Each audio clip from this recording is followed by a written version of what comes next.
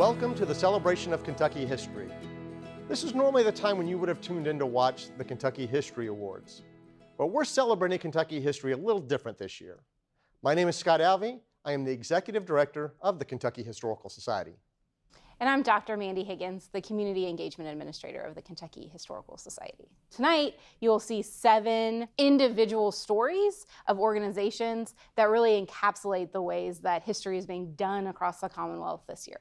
We saw all this great work going on at our local historians and local history organizations. We thought, why don't we celebrate all this great work that is going on? And so what we did was put out a call for a narrative of how organizations had survived, had changed their practices over the course of the COVID pandemic. Let's not just talk about the history that they're doing, but why history is valuable. So tonight you'll hear about the 7 core values. The 7 values of history provide us with perspectives in order for us to do our work. They are to ourselves, which encompasses identity and critical thinking, to our communities, vibrant communities and economic development, and to our future, engaged citizens, leadership, and legacy. The stories you're about to hear are actually introduced by our Kentucky Historical Society governing board members who also share our passion for history. Mandy Higgins went around the state. So Mandy, would you tell us a little bit about how you all captured these stories? We spent lots of hours traveling across the beauty of Kentucky and getting to see places that we've never been. And to be able to capture that on film and to be able to share that with all of you, we're so excited to do that. And we hope that this will inspire other organizations to continue to think about how their spaces are relevant and resilient. And maybe you could go travel to some of our sites and have the similar experiences that would be great, right? That first person interaction just really makes history come alive. Let's listen to some of those stories.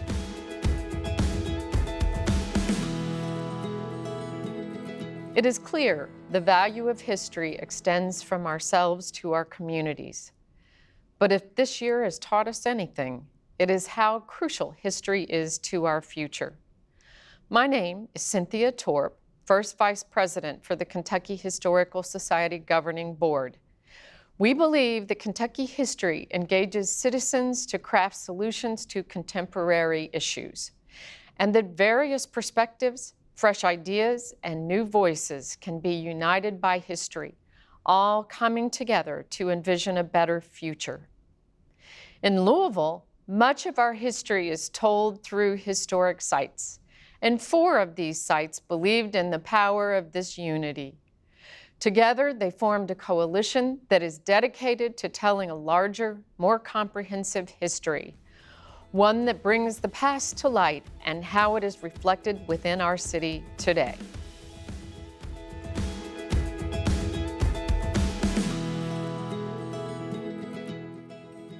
The coalition really emerged rather organically. It grew out of professional conversations, and we were invited to participate in some programming. Well, a number of us who have been grappling through the past decades with how to effectively interpret the lives of the enslaved people realized that we really had a common cause. And so those informal conversations we'd had for years turned into a more formal coalition. And we were all kind of flailing about in some ways during the pandemic, trying to figure out how to stay engaged with our audiences. And this felt like an opportunity to pool our resources, our connections, and amplify some of the things that we wanted to engage with the public on. But the events of the last year and Teresa and Hannah coming up with the idea for the coalition and everybody grabbing onto it was just the most wonderful, exciting opportunity for those of us who knew. We knew this was our obligation back to society. And we started planning this, and then COVID hit.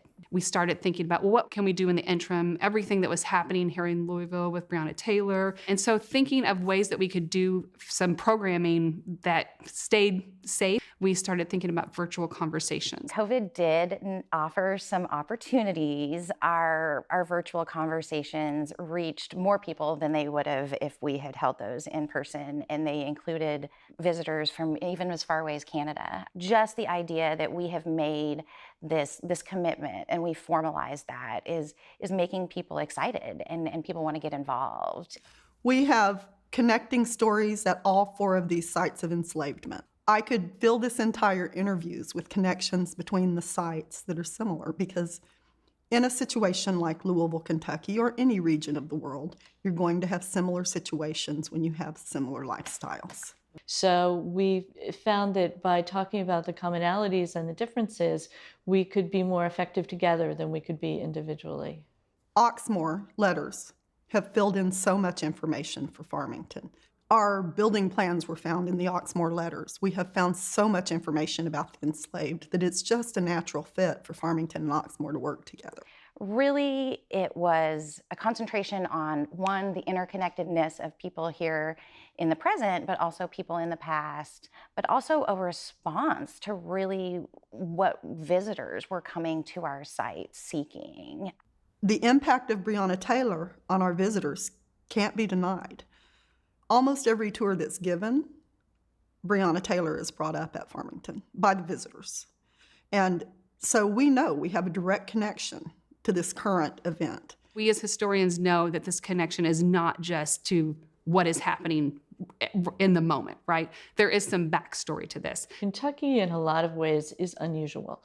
And people bring stereotypes to how they think life was lived here. And by providing really specific examples, we can help bring the people who were enslaved, whose stories haven't been told, to life in a fuller way. Those stories show that everybody's journey to freedom looked different. And this idea of what it means to be free and then equal. Our sites are places where those conversations really can originate. We want this to be an ongoing thing and just keep growing the opportunities to collaborate and invite more people to participate in the conversation and diversify all the voices at the table, and just keep exploring this important, very relevant topic. We regularly get together, we regularly talk, and so I think this is just a great way for all of us to connect our sites and, in a sense, again, enrich the community. By including more people, you get better questions and better answers and better resonance with the public. The coalition gives us that opportunity because together we're much stronger than we are as individual sites.